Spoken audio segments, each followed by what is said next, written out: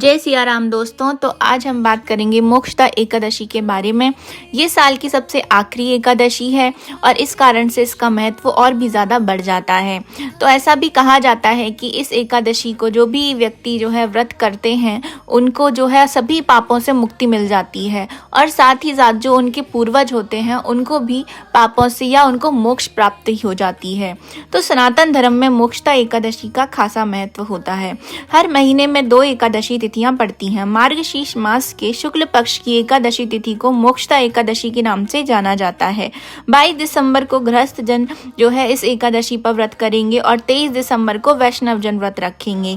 इस तिथि पर भगवान श्री कृष्ण ने अर्जुन को गीता का उपदेश दिया था। इस दिन जगत के पालनहार भगवान विष्णु और धन की देवी माता लक्ष्मी की भक्ति भाव से पूजा उपासना की जाती है। साथ ही साथ उनके निमित्त व्रत उपवास भी रखा जाता है। धार्मिक मान्यताओं के अनुसार एकादशी तिथि पर भगवान विष्णु की उपासना करने से साधक के जीवन में व्याप्त सभी दुखों और संकटों वो सब दूर हो जाते हैं। सबसे पहले हम बात करते हैं कि इस एकादशी का मुहूर्त क्या रहेगा। तो जो एकादशी तिथि का प्रारंभ है वो 22 दिसंबर 2023 को सुबह 8:16 से आरंभ होगा और इसका समापन 23 दिसंबर 2023 को सुबह 7:11 पर समापन हो जाएगा। तो 23 दिसंबर को पारण समय जो रहेगा वो रहेगा दोपहर के 1:22 से 3:26 तक का। अब हम जान लेते हैं कि इसकी पूजा विधि क्या रहेगी। तो इस दिन आपको सुबह जल्दी उठकर स्नान आदि से निवृत्त हो जाएं। घर के मंदिर में आप दीप प्रज्वलित करें। भगवान विष्णु का गंगा जल से अभिषेक करें। भगवान विष्णु को पुष्प और तुलसी दल भी अर्पित करें। अगर संभव हो तो इस दिन व्रत भी रखें। भगवान की आरती करें, भगवान को भोग लगाएं। इस बात का विशेष ध्यान रखें कि भगवान को सिर्फ सात्विक चीजों का ही भोग लगाया जाना चाहिए। भगवान विष्णु के भोग में तुलसी को जरूर शामिल करें। ऐसा माना जाता है कि बिना तुलसी के भगवान विष्णु भोग ग्रहण नहीं करते हैं। इस पावन दिन पर भगवान विष्णु के साथ ही माता लक्ष्मी की पूजा भी जरूर करें। इस दिन भगवान का अधिक से अधिक ध्यान करें। मोक्षदा एकादशी पर अगर कोई भी आदमी भागवत गीता का पाठ करता है तो उसको सभी पितृदोष जो भी उनको दोष लगे होते हैं उनसे मुक्ति मिल जाती है। तो मोक्षदा एकादशी पर भगवत गीता का पाठ पितृदोष से मुक्ति दिलाता है। इसी तिथि पर भगवान श्री कृष्ण ने अर्जुन को गीता का उपदेश भी दिया था। जी हाँ, ये वही दिन है जिस दिन भगवान श्री कृष्ण ने गीता का उपदेश दिया था। मार्गशीर्ष मास के शुक्ल पक्ष की एकादशी को गीता जयंती भी मनाई जाती है। मोक्षदा एकादशी और गीता जयंती का जो संबंध है वो पौराणिक कथाओं में भी मिलता है। मान्यता है कि जब रणभूमि में अर्जुन अपने रिश्तेदारों को देखकर बहुत ही ज्यादा विचलित हो गए थे, तब श्री कृष्ण ने उन्हें गीता का उपदेश देकर पूरी ताकत के साथ युद्ध लड़ने को उनसे कहा था। तब अर्जुन ने कौरवों को हराकर युद्ध में विजय प्राप्त की थी। गीता व्यक्ति के मन के विचारों को शुद्ध करती है और गीता से सही गलत का फर्क समझ में आ जाता है। मोक्षदा एकादशी पर गीता की पूजा करने का भी विधान है। इसके साथ भगवान विष्णु और श्री कृष्ण की पूजा भी करना चाहिए। इस दिन भगवान विष्णु की श्रद्धा भाव से की गई पूजा से मोक्ष की प्राप्ति होती है। मोक्षदा एकादशी के व्रत से पापों का नाश हो जाता है। पूर्वजों को भी मोक्ष की प्राप्ति होती है। इस दिन व्रत करने वाले समस्त सांसारिक सुखों को भोगकर मृत्यु के बाद वैकुंठ धाम में स्थान पाते हैं। तो आइए जानते हैं कि मोक्षदा एकादशी के दिन आपको क्या क्या उपाय करना चाहिए। मोक्षदा एकादशी के दिन अगर आप कुछ खास उपाय कर लेते हैं तो आपको कई समस्याओं से मुक्ति मिल जाती है।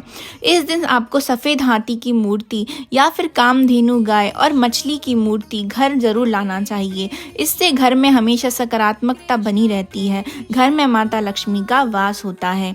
तो आइए जानते हैं कि मोक्षदा एकादशी के दिन हमको क्या करना चाहिए और क्या नहीं करना चाहिए। तो आइए जानते हैं। मोक्षदा एकादशी के दिन भगवान विष्णु की पूजा हमें जरूर से करनी चाहिए। इस दिन एकादशी का व्रत करना चाहिए। मोक्षदा एकादशी के दिन तुलसी के पौधे की पूजा करके उसकी परिक्रमा जरूर करें। मोक्षदा एकादशी के दिन भजन कीर्तन करना चाहिए। इस दिन जातक को फलाहार करना चाहिए, भोजन ग्रहण नहीं करना चाहिए। मोक्षदा एकादशी पर गरीबों को दान अवश्य रूप से करें। अब हम जानते हैं कि इस दिन पे हमको क्या नहीं करना चाहिए। मोक्षदा एकादशी पर लहसुन, प्याज या अन्य तामसिक चीजों का सेवन भी नहीं करना करना चाहिए। मोक्षदा एकादशी के दिन चावल का सेवन नहीं करना चाहिए। मोक्षदा एकादशी के दिन बाल नाखून कटाना भी अशुभ माना जाता है। इस दिन घर के लोगों को सात्विक भोजन ही करना चाहिए। मोक्षदा एकादशी के दिन दोपहर में नहीं सोना चाहिए। इस दिन दूसरों की निंदा चुगली या बुरे वचनों से दूर रहना चाहिए। इस दिन किसी से कुछ उधार भी नहीं लेना चाहिए। इस दिन हिंसा नहीं करनी चाहिए। मोक्षदा एकादशी पर किसी भी पेड़ के फूल फल या पत्ती भी नहीं तोड़नी चाहिए।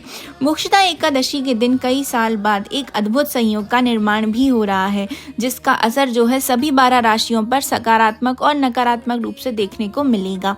लेकिन कुछ 4 राशियां इनमें से ऐसी भी हैं जिन पर मोक्षदा एकादशी के दिन भगवान श्री हरि विष्णु की कृपा होने वाली है। तो आइए जानते हैं कि कौन कौन सी हैं वो राशियां।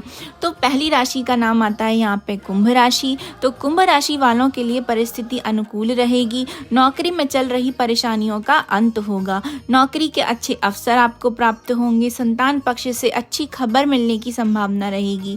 व्यापार में वृद्धि होगी। लंबे समय से रुका हुआ जो कार्य है वो आपका जरूर पूरा होगा। धन वापस आपको मिल सकता है। परिवार में चल रही तमाम परेशानियां दूर होंगी।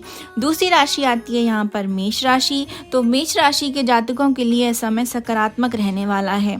बिजनेस से लेकर यात्रा तक सफलता के योग बन रहे हैं। धन लाभ के योग बनेंगे। छात्रों के करियर में उन्नति मिलेगी। पारिवारिक रिश्ते बेहतर होंगे। माता लक्ष्मी की उपासना से मान सम्मान में भी वृद्धि होगी।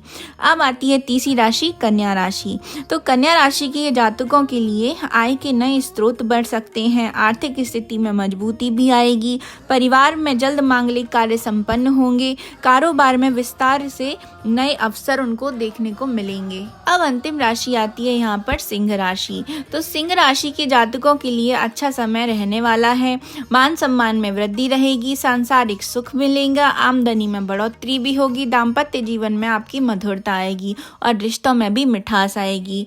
तो ये थी कुछ राशियां जिन पर मोक्षदा एकादशी के दिन भगवान श्री हरि की विष्णु की कृपा रहने वाली है। तो ये थी मेरी छोटी सी जानकारी मोक्षदा एकादशी को लेकर के। तो आप सबको कैसे लगी कमेंट बॉक्स में ज़रूर बताइएगा। तो मेरे चैनल को लाइक करते रहिए, सब्सक्राइब करते रहिए, ज़्यादा से ज़्यादा शेयर करते रहिए। तो मिलेंगे नेक्स्ट वीडियो के साथ। अभी मैं आपसे लेती हूँ विदा। जय सिया राम।